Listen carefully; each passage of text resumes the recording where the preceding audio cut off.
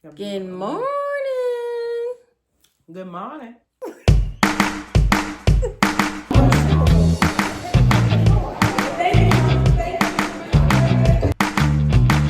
Hey y'all, it's Kendra Hayward.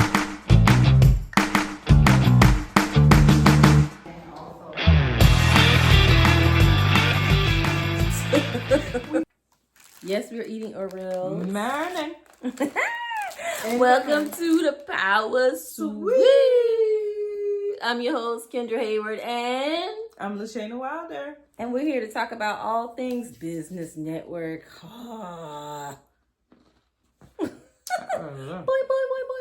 We are in silly mode. I'm going to let you know now. And we're also eating Oreos. So if you don't have your Oreos, or if you like Oreos, put Oreos down in the chat. I'm with it. You ever had them gluten-free Oreos? The little thin ones? We call them yellow cookies. But they gluten-free. The gold. The lemon ones? No, the gold Oreos. It's golden Oreos. Oh, they're like wafers. No. Yeah, but you got they look like that. But they're vanilla. Yeah. And they got the icing in the middle. We eat those. We just finished up a pack of those. Not too long. They got it right on the gluten-free. I was like, gluten-free Oreos? And they got it right? Okay. Cool beans. So what's up, man? What we got going on today? Man, I don't know. You tell me. All right. So I am thinking about talking about network anxiety. So the thing, as far as like people getting nervous about introducing themselves to a board of CEOs or someone who, may have some financial backing, right, that can get their business moving, or presenting at a conference, or presenting at anything, or even just introducing yourself at a mixer or some kind of, social gathering. Yeah, just a social gathering. Like, how do you present yourself? How do you present yourself professionally, but still be, yourself and not have to code switch? Oh, that's a thing. Yeah, that's a thing, right? That's definitely a thing. So how many times have you thought about, throughout your career, do you find yourself code switching? No, for real. All the time. And the thing is why we feel like we have to do that? I don't feel like I have to. I feel like the reason I code switch is because I don't want to have to continue to repeat myself. Hold on. So what we talking about? We talking about Charleston? Or we talking about repeating yourself as far as getting your point across? Both. Okay, go ahead. Because I'm geeky. Okay. I'm geeky. Okay. Being a geeky girl that may throw in some slang in there every blue moon. Okay. Does require sometimes so what's the difference for you to have to repeat yourself? Code switching and professionalism. The difference between code or is there switching a difference? And professionalism, there is a difference. You can still be professional and still have your dialect. Right. I feel like the Geechee language is something that we don't ask people from England to come over here and get rid of their accent, their dialect. That's how they speak. So why we feel like we gotta do that? Well, like I said, I don't like myself. But you know what I'm saying? Like, we've been inundated with believing that who we are is not enough. Right. Or that we have to become something outside to be accepted, or for it to be professional, or for it to be, tolerated, or all the things. So I asked myself, like, why do we even feel like we need to do all of that? I would say that's definitely a reason why I'm glad we created this platform, because we are ourselves, our authentic self. Like, I feel like that's a code switch to authentic self. No, I think it's cool. I don't a lot of people say authentic, but I'm being myself. Right. There's nothing, this is who I am. Right. There's no authenticity about it. This is who I am. Right. Every day. I can be annoying. I can be happy. I can be moody. Check. What? Keep going. All of the things. You want me to keep going? Yep. Check. Funny. Okay. Check. Smart. Okay. Check. Intelligent. What else good things can I say about myself? No, but I'm just being funny. Got you. But you know what I'm saying? Like, I hear people say I'm being my authentic self. And that's cool if you say that, you know. I understand that. But ultimately, the goal is to be yourself. Right. Because people realize when you're not. Oh, yeah. When you're faking. Absolutely. And listen, we can code switch all we want. But when you go in the executive room and there's somebody else in there that looks like you. You do the little. You got the little nut, like, okay, I see you. You rocking everything. No, speaking of that, like, I remember it was a time where, this is another show really, but it was a time where, speaking of code switching, it was a woman I was seeing, right? Walked in the room, really at the hello. Hey, how you doing? She came in there for, I don't know, cough or something, you know, pretty straightforward. Hey, how you doing? She looked at me and she said, I would be a lot better if I didn't have to be in here with you. Okay. Cool. Then at the time I was pregnant with my son, right? So and then she did the little in my face. Oh. So when you gonna have that thing? Oh, wow. We had to rock. Talk. Oh, Jesus. All right.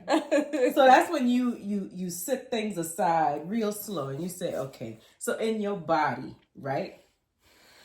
You want to say, I know she ain't up in here playing in my face. Right? That's what you want to say. Right. So, but what comes out is different, right? So what came out was, ma'am, I literally set everything aside. I took my scope off, everything, set it aside. I said, listen, this interaction obviously has not come off to a good start. So I'm going to allow you the space that you need to decide whether you want to revisit this on a more respectful place or not. And I'm good with either. And I walked away.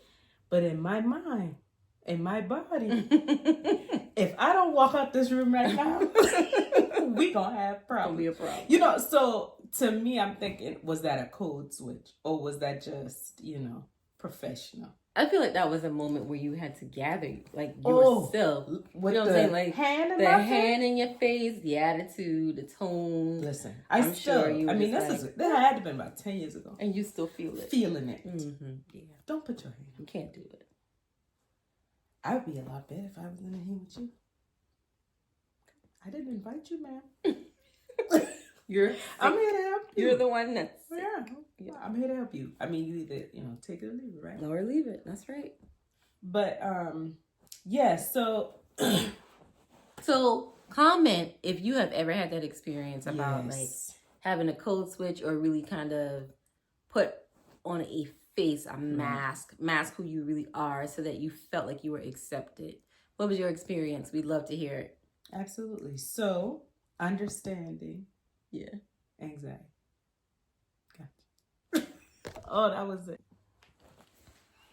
Like, when I think about disruption, I'm just like, I can't be like everybody else. Right. I have to do something that's going to stand out. Like, you hear about trends and Google Trends this and analytics this and trajectories are showing that everybody's doing this and this works. However, if you're doing what everyone else is doing, how are you visible? Yeah. How do I see you? I can't. I mean, have you ever had to be disruptive in an area? Absolutely. The way I have learned to become comfortable in disruption is using my voice. Before, especially in professional settings, I would not be the one to say much as far as, what your opinions are or if you disagree. Right. Because it was always this ramification of,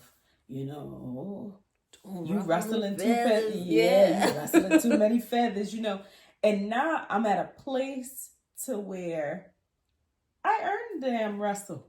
You know what I'm saying? Like, I earned the ability to be like, I don't like that. And that's not okay. Right. Or the way you handled that, I probably would have done that different. Or our crew needs to feel supported. Or, my teammates are hurting in this area. Before it was just, all right, stay below the radar. Just keep it going. Don't cause too many problems. But again, that was what we were taught to be, right. To mute your voice, to mute yourself, to go in the background, don't cause no problems, and just keep it moving. But now I feel like, I'm too old and I've been through too many things. You know what I'm saying? Yeah. And so now I'm starting recently, like today at this age, I've just today's age. Yes. To say, okay, my voice and my opinion is valid. Take it or leave it. Yeah. And not be afraid. And if you think about it, when's the last time you, like you said, stayed under the radar and saw change? Never. That is unheard of. But I'm learning that in my personal life, outside of professional life. I'm learning that in my personal life to just, if you stay in the background, that feeling is not going to change. That's a whole nother podcast, girl. I agree, though. And I think just to add to that, one thing I would add would say, I've learned to listen more. Mm-hmm. Like, as I hear people say things, I'm like decoding it in my brain. Like, I got a chart, a bar chart, and I got a line graph going like this, and it's telling me, okay, this person said this. Right. What are they not saying? Right. There are a lot of people that will just listen to what you got to say and leave it there. And they'll leave it there and they'll move on to the next thing. But to dive deeper into a subject matter, you have to continuously ask, why are you saying that? That's true. And the more whys you get, hey, well, why do you feel that way? Well, why did it take you this long? Or why this? What? 5 times. Just do it 5 times. Then you have a deeper understanding of, that you get to the real reason. Right. But typically, a person will not feel comfortable sharing the real why because they don't want to. Or they may not ruffle feathers. Or they may not even know themselves. They just feel a feeling. Like they just feel a way. Yeah. And, for whatever may have happened to them before or whatever triggers that may have caused. Ooh, talk about triggers, girl. You know what I'm saying? I got so many triggers. Listen,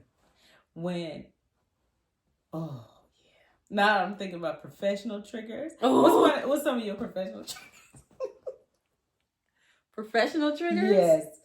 Just give me Sending 2. me, okay, these are just real trivial, right? Okay. And I love my job. Right. I love the people I work with. However, when I get an email about asking me one question, and then I get another email maybe 20 minutes later asking a different question. And then maybe a third email asking another. Why you didn't just put this in one email? Oh, I got you. What are we doing? I got you. Sending emails, but I have But you know what? I understand those people. People send emails for the sake of sending emails. To say that they're working. Emails does not work. I say it all the time. I tell emails are not work. No, I understand those people because they'll ask a question and then their mind starts going, oh, well, what about this? Then you need to wait. Send me an email. You do need to wait, but I do understand those people. Because it adds additional work. That's just a little pet peeve, y'all. That's just me being like, girl, okay, get yourself together. But literally, or if you call me today and tell me XYZ and then hang up and call me right back, I'm like, oh, I forgot to say, okay, I'll do it. Boom, hang up, call right back. Boom. Oh, you know what? One more thing. I get those people. You're getting on my nerves. You get on my nerves. I understand that. But it's not in me to scream at people. So I just be like, okay, yeah, all right. No, I get those people. I do. Why do you get these people? Because it's just your brain. It's like the squirrel happens. Why? I'm telling you, that's why. But why? It just does. Because we have so much going on. It's a, and then we get excited about this particular, thing. And then we just like, oh, tell you. I get those people. Why? Because they're not bar charts. That's all. Why? It's just a personality difference. It's just the way that you process information. That's the real reason. So you see, the reason is some people process information differently. Right. Which it brings me back to our original point. Right. Why am I hesitant with this? Right. Why am I not comfortable in doing this particular task or this particular whatever project? It's because people process things differently. Right. It does. But as a business owner, you have to be able to meet the needs of all those people. Yeah. So you have to understand the Shaynas of the world. Absolutely. It's that a have skill squirrel set. moments. But it's a skill set. It is. I understand that you are very analytical, right? And you need things in an order. Not always, though. Not always, but when it comes to business, right? You want to see statistics, trends, analytics. You're an operations person. That's what you do, right? So that's why you're perfect for it. I mean, hell, you got an accounting background. You have to be detail oriented. You understand finance, all of it. I get it. My brain does not works differently. It does. I understand the information you present to me. But you're trained to find out the true why, which is why it takes you 20 whys to get to the real answer. Right. But it's like that for you because your why saves lives. Right, but yours too.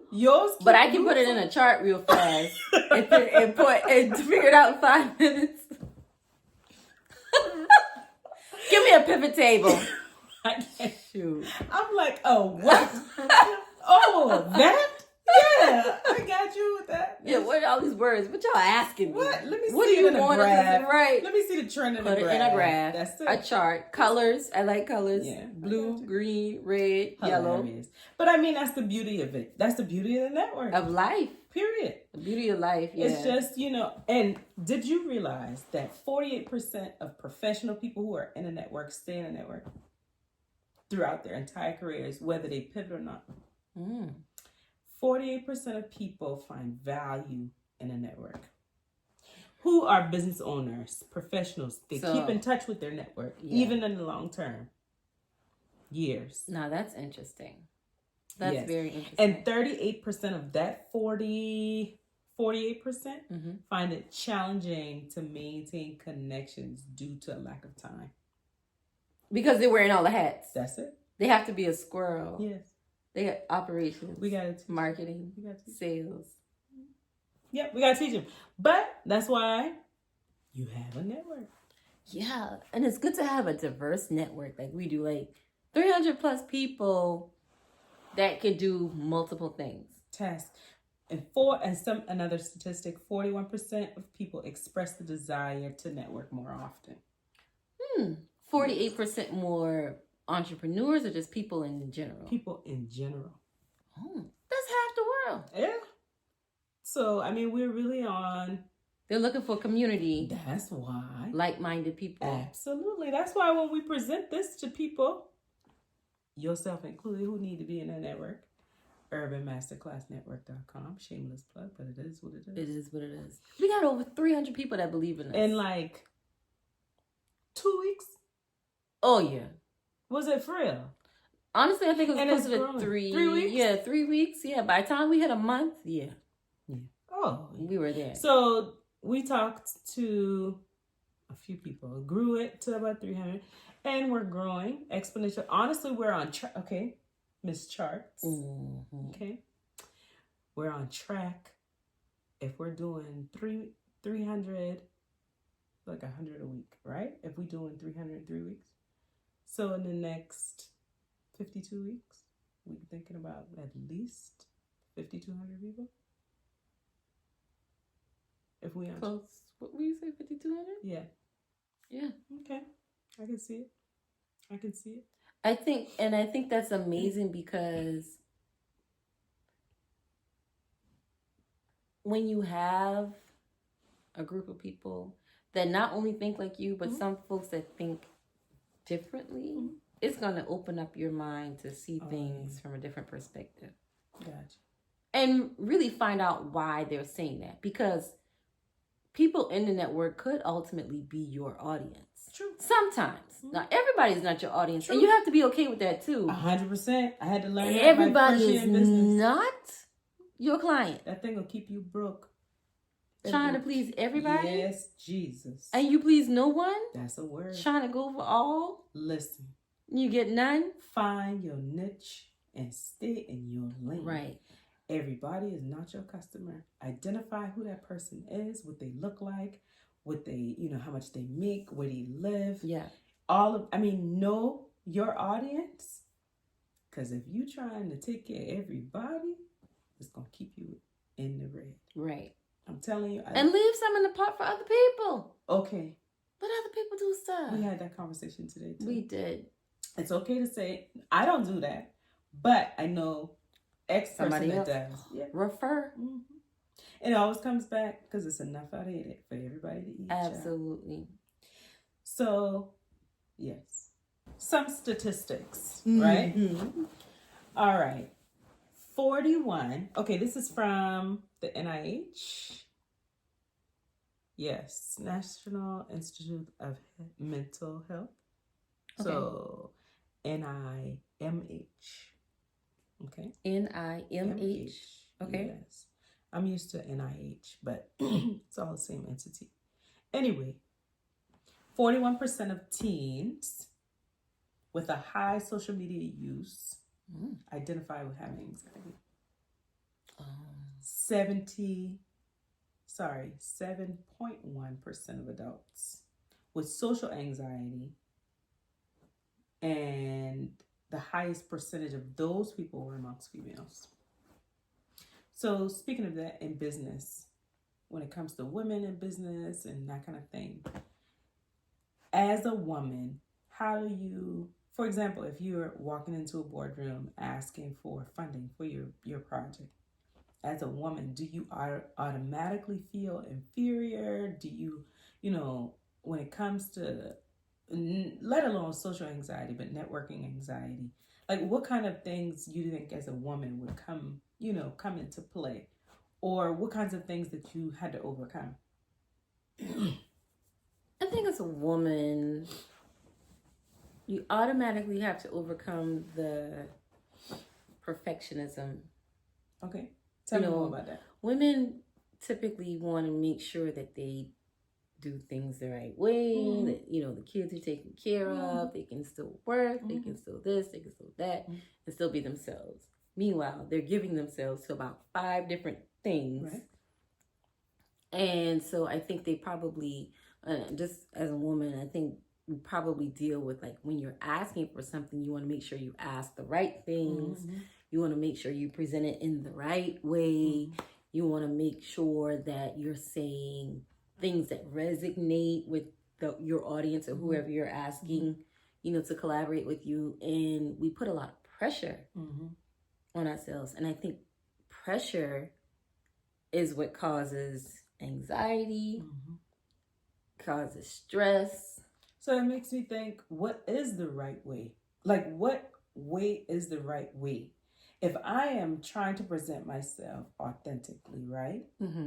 But I'm still trying to figure out what would be accepted to this group of people or this particular audience. What is right? Is it me presenting myself as what I think you may accept me as? Or is it me presenting myself as me, take it or leave it, and it may be an L, it may not? You know what I mean? Like if this was something big, for your business. Yeah. How do I handle that? What you think? Put me on the spot again. I don't know. It's just, it does depend on the circumstance. It does depend on who is in the room. Because I think in certain circumstances, women feel a little bit more comfortable in an environment that's welcoming, warm, friendly. I think that's typically, not all women, but typically women try to create that type of environment. Right. And when we feel comfortable, then we're going to just do your thing. You do your thing. Right. All things go away. You know, all the anxiety, everything that's really like playing in your mind, all that stuff goes out the window. Just like even in this instance, you know, we're doing this podcast. We want to make sure that we present it well, that we do, you know, all the things for the podcast. And it may, you know, may not always be perfect. Right. But because we're in a comfortable setting, you know, we're friends, we're business partners, we're in a comfortable environment. We flow better in our conversation because we are comfortable. Right.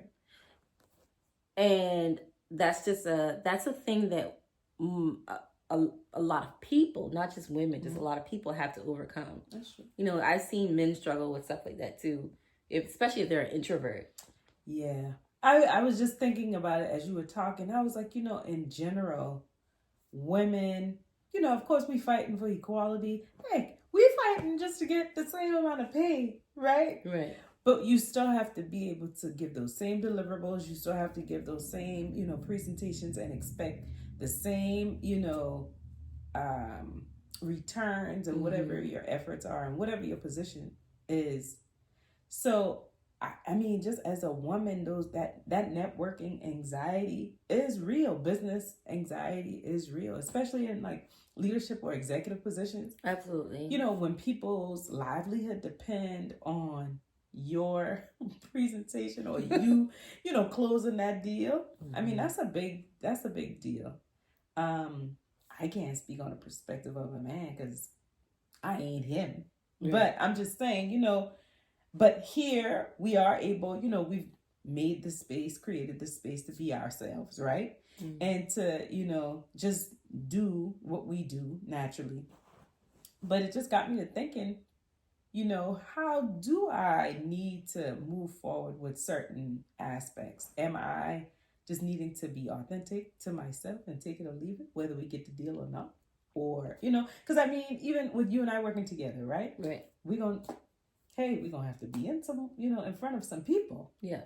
So, and how are we trying to move forward with that? I was going to add to what you were saying, and like, how do you do it? I was thinking preparation, right? Knowing yourself. You can't go in there not knowing. Oh yeah, I mean that's. But I think sometimes, yeah, you come across people that have the gift of gab, right? That can really, you know, eloquently say nothing, right? They're not saying a thing, right? You're like, oh my God, what did she say? You have no clue, but she used some big words, right? And it flowed so nicely, right. But you didn't get anything. Yeah. And I think a lot of that comes from corporate talk, right? And I don't know if this is, in alignment with what we're talking about, but corporate jargon is a nuisance. It's a nuisance. That thing is so annoying. What's her homegirl's name? Erin. Oh, okay. Horrible Erin from what's the thing on TikTok? I can't remember. Oh my gosh! If we find her name, she is hilarious. We'll have to link her down. She is hilarious. Oh my God. But I mean, I think her whole parody is exactly what we're talking about. The whole code switch thing. Whole, you know, presenting yourself in a box.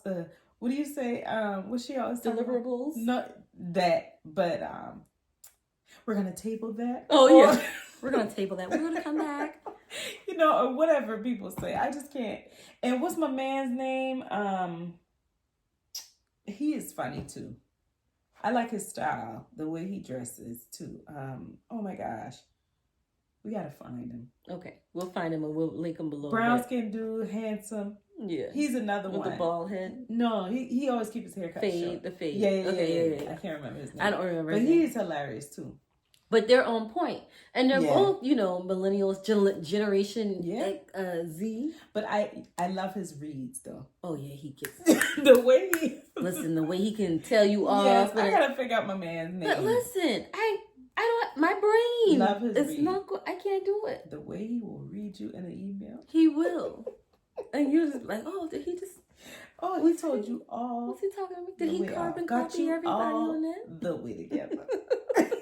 by the time you click reply, you confused on what you need to say back to him. I love his reads, but yeah, it's but I mean, but even with corporate talk though, like that's also the additional pressure that people feel, and I think that may make people hesitate when it comes to presentations, when it comes to introducing themselves, when it comes to networking with others, because you're like, I don't know what to say. Right. And you know what? But it's so simple. All you gotta do is say, hi. I get to the point. I'm Lashana. Yeah, I'm Kendra. Yeah. That's what it is. Nice to meet you. Yeah. Like, take it or leave simple. it. Yeah. Because honestly, I don't know you. You know what I'm saying? Your opinion of me don't matter. Right. You know what I'm saying? I can introduce myself. Yeah. Tell you, hey, how you doing? Shake a couple hands.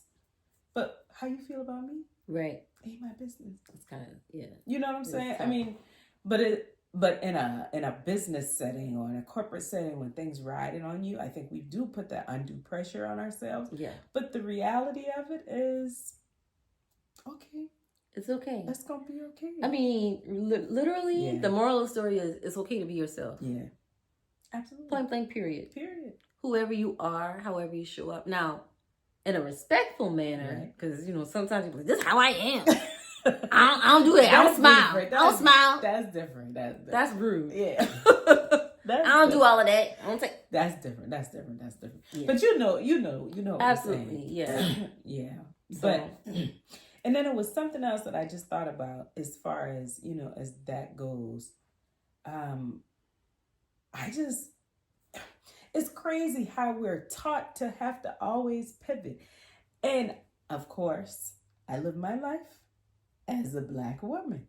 I can't speak to other, ethnicities or whatever, but we really have been always, you got to shift and confine and conform and, fit in this place.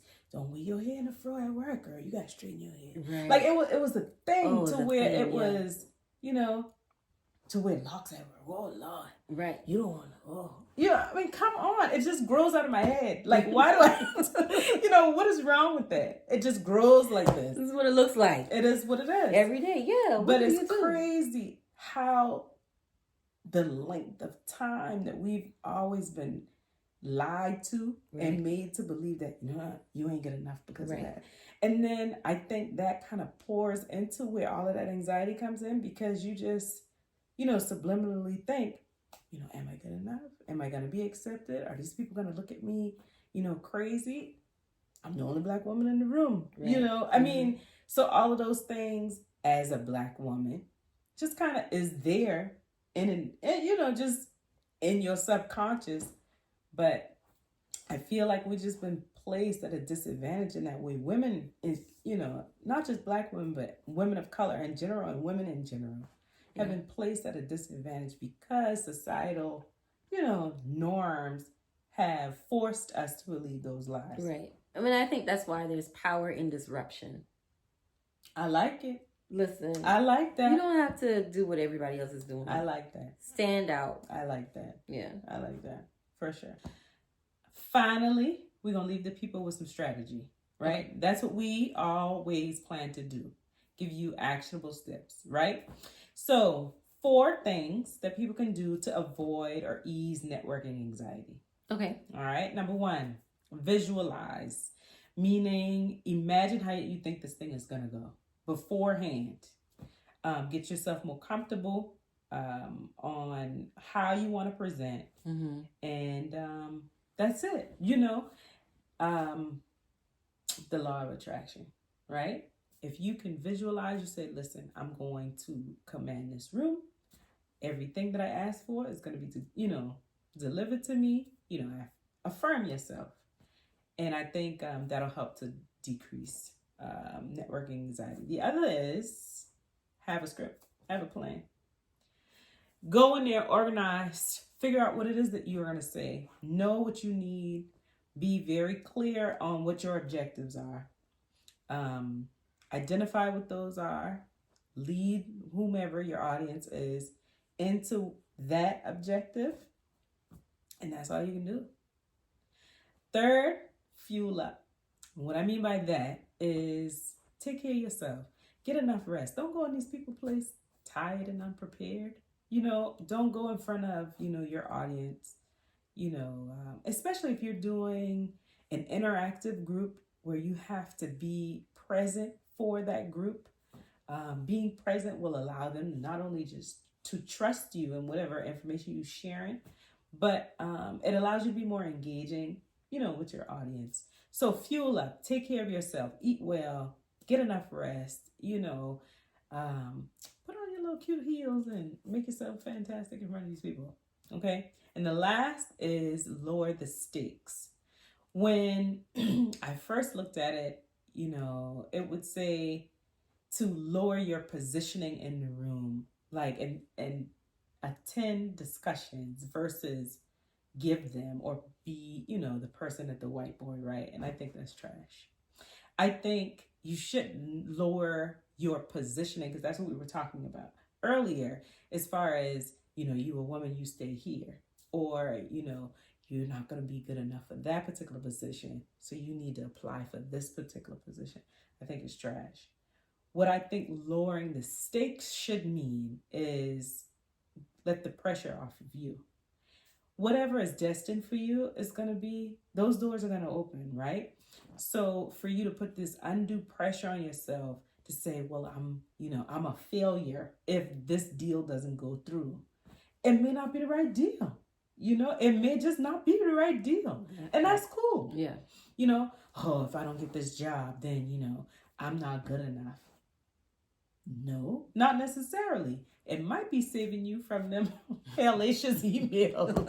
Those emails. Or, a toxic work environment. Or, you never know. So if a deal falls through, I've learned to just take it for what it is. Trying to, just get some of the pressure off yourself. And I think those 4 actionable steps will be able to help people with networking anxiety. Yeah, I think that's good. I mean, because you hit the nail right on the head. Like, you don't have to dim your light to be in front of people or to meet new people or to talk about your products or talk about your services. Right. You don't have to dim down who you are. Right. Absolutely. People want to know, what have you achieved? Why would I trust you? Right. Well, you have to tell them something about yourself that says, I'm the person that you need in your life. I'm who you need. Right. So you can't do that by, I got this little business. Yeah, no, that's trash. That's trash. So lowering the stakes should only be lowering the stakes of the pressure that you put on yourself. Yes. Not lowering what you feel as if you can. That expectation of trying to be perfect, which is exactly what we were talking about earlier. Right. So you cannot do that. Yeah, that's great. And I think also having a script. That works. My first elevator pitch I had, I keep a story. So my first elevator pitch I had, when I tell you it was garbage. People are like, elevator pitch? Why are you talking about elevator pitch? Because if you go to a networking event or if you go somewhere with your company. So what is that? Some people may not even know what an elevator pitch is. Elevator pitch is basically how you introduce your professional career or what you do for a living to someone else. Right. That's what all you tell it these is. people? Now, granted, I was like 22, so I went to my first insurance thing. And they were like, what do you do? Oh, I just sell insurance. Trash. That was horrible. Did you really say that's what I said. No, ma'am. I just sell insurance. No, you do so much more You're than like, just sell insurance. And they walk right on by. All right, nice to meet you. And they go right on about their day. Forgettable. I had to learn how to change that whole narrative. Absolutely. And make it. Because you don't just sell insurance. You do so much more. You do. I changed it. I flipped it. It became a lot better. It was like, man, I make impact in families. I change lives. There you go. I transform people's financial well-being, right? So that they can prosper, like whatever. But that was what I said that first before they even knew what I did. Right. And so that leading sentences or whatever is what that hook is what made them ask, oh, well, tell me more about what you do. Right. Oh, I just sell insurance. Oh, I just work in the shoe store. I just work at McDonald's. I'm cashier. No. You do more than that. Yeah, absolutely. You handle transactions daily that impact families. Yeah. That's what you're doing. Whoa, where do you do that? Walmart. Absolutely. But you know what? I'm telling you, there's a woman in Walmart who she's so sweet. I swear to you, I don't know this lady's name. Hey, sweet pea. But yeah, everybody's her friend. Yeah, my friend. Yeah. Hey, how you doing, my friend? But she is like, and I hate going in Walmart sometimes. I ain't gonna lie. Because the lines be long. I'm like, Lord, I don't feel like going to Walmart. But every time I see this woman, it's like, okay, let's do this. You know, she is the sweetest lady. And she is at the front, she's, greets you at the front door. But I mean, she makes you feel good. And so she's an amazing person for that job. But she literally, I remember I walked in there one day, I was in a mood. I felt a way. Hey, my friend. And she just started talking. And I said, you know what? All right, I get it. Okay, God, I get it. I need to shake this little attitude I got off. And she just made me feel so much better. Yeah. So I say all that to say, she's not just a Walmart greeter. Absolutely not. She really did impact me that day. So yeah, change your elevator pitch. If you don't know nothing else, get an elevator pitch. Get one. Craft one. Yeah. Stand in the mirror and practice what you want to say. And like we were just saying, don't dim your light, right? You cannot. Yeah. I get that. It's a must that you don't dim your light. Mm-hmm. Don't be boastful. Right. Oh, I'm the best. Let's tell the truth. Whoa. Right. You can say, to change, I'm the best. Mm-hmm. You can always say, well, I've helped 1,000 people. Right. It still brings you to be approachable. Right. Okay, somebody that's not, intimidating. Right. So, okay, I can gravitate towards her. Right. Oh, man, I do. I cutting them off at the head. Yeah, man, get that Lexus and it's too much. Get that Porsche. Look at that Porsche. Oh, all right. Where's the Porsche? Yeah. On the car lot somewhere? Yeah, I don't want to deal with that. Yeah. People act like that. Yeah. And I think those are the people we, would encourage to get around others who want to see each other grow. Sure. But a lot of times, those kind of people don't even really want to see each other grow, right? They're motivated by, the competition. The dollar, Which is cool. Because honestly, we need those because we still need to get... They keep us on our game. Yeah, but and it also keeps, money flowing in the business so we can, feed the people that's working. Yes. So, I mean, that talent is great. And it's good to be able to support others as they grow in their career and give them advice. Right. But it's also good to see people who are really already doing the thing that you aspire to do. Mm-hmm. They have the business, they have the political office, they have the, materialistic things, they have, whatever. Right. It's good to see that. Mm-hmm. Because then you know what you would like to have. Yeah, what to strive for. But I don't need your resume. Please on don't. The hello. Please. Like, hey, how you doing? What's your name? Yeah, I do. I don't need your resume. That's all right. I don't. Thank you, but no thanks. Thanks, but no thanks. Have a good day. Toodaloo. So... I think that brings us to an end today. Yes. So if you are not a part of the network, please check us out, urbanmasterclassnetwork.com. Yep. Share this video. Share our adventure of professionalism as we go through life together. Podcast. You can find it on YouTube. Yes. You can do it on Spotify. We're on there. So y'all check us out. We're on all the platforms. Facebook, Urban Masterclass Network, same thing on Instagram. Yeah. But, we really invite everybody to collaboratively work with us. Mm-hmm. And we want to see everybody win. So, till next time. Peace. See you later.